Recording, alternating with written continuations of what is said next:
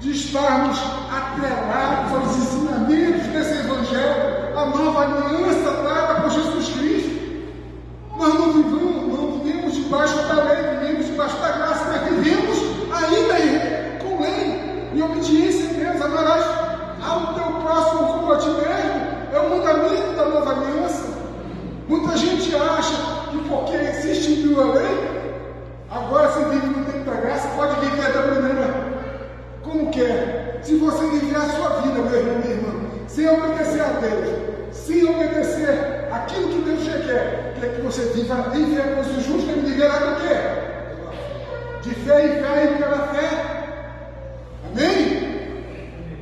Você pode ver tudo que é importante na Bíblia se repete, tanto no Antigo Testamento como no Novo Testamento, na Nova Aliança. Um confirma o outro.